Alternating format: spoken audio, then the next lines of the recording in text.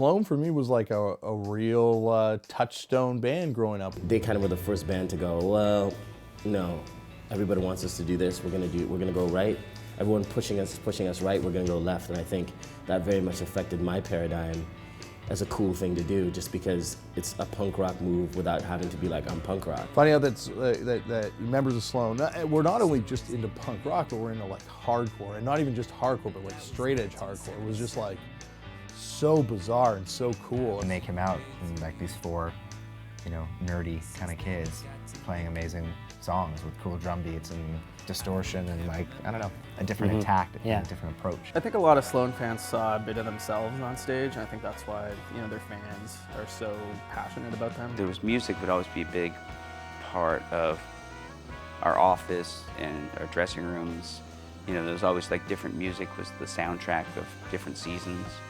You know, and definitely Sloan were a big part of that. Such an incredible chemistry.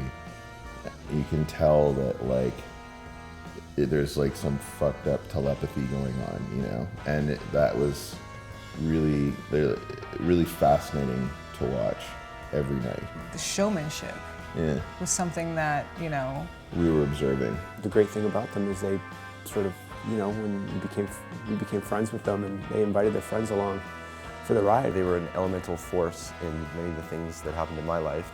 On my website, I had this page that was just called Lists. The heading was, I wouldn't be here if it wasn't for Coyle, and there were 3 names on the list, and one of them was Chris Murphy. We loved them as a band, Thrush Hermit. You know, I mean, people used to call us clone, you know, because we sounded like them, and we did. They were a gateway drug for us to a lot of other bands, you know, and as aforementioned, like Thrush Hermit and Super Friends and Hardship Host. Like Ian and I still listen to Hardship Host, the Hacky Feet, like all the time. The East Coast, like that whole thing, that whole explosion, really resonated with us, and still I think has a lot of, you know, a lot of power and effect on how we approach our songwriting now. I feel like that album, Joyful Rebellion, which had a lot of Beatles ideas to it, they inspired that album without even really knowing it. And you're like a 16, 17-year-old kid, and there's these guys who are making rock music and like getting signed to Geffen and stuff. It's pretty hard not to be, you know, under their influences. I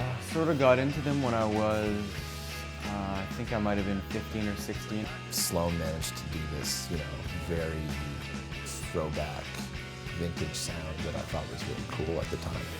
So it's like, those are the sounds that maybe you can make on your own at home, and maybe you were already making, in my case I already was, and then you hear someone who is doing it, you know, on a big scale.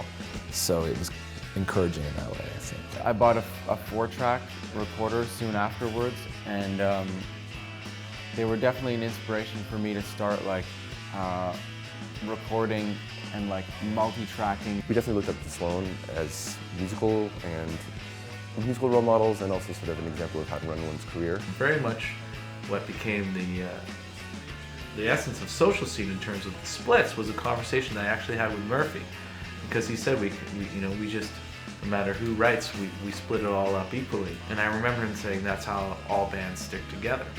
And I remember that very clearly. I will say, as I'm doing this interview and I'm getting asked these questions, it's very strange how much they've affected everybody. They were like the pioneers of indie rock in Canada, which is weird. I don't even think about them like that. We go, Sloan.